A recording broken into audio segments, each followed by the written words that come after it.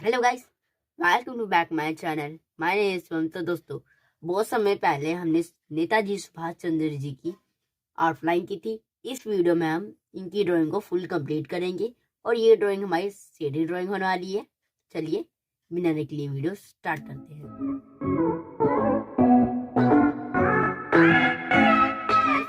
ये रही वो ड्राइंग। इसी ड्राइंग को हमने बहुत समय पहले बनाया था। ये ड्राइंग हम रिपब्लिक डे पर बना रहे। तो चलिए डायरेक्टली वीडियो स्टार्ट करते हैं।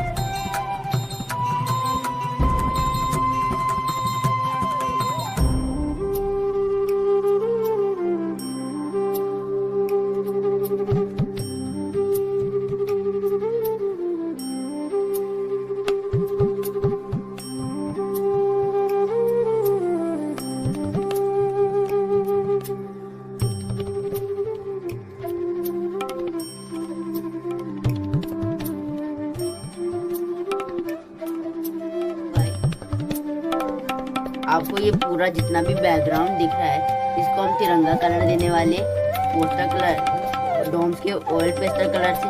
चलिए करते हैं।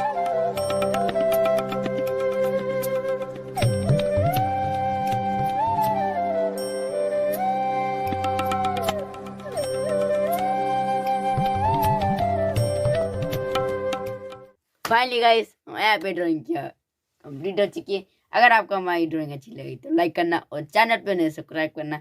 मिलते हैं अगली वीडियो में। Thank for watching. Bye bye.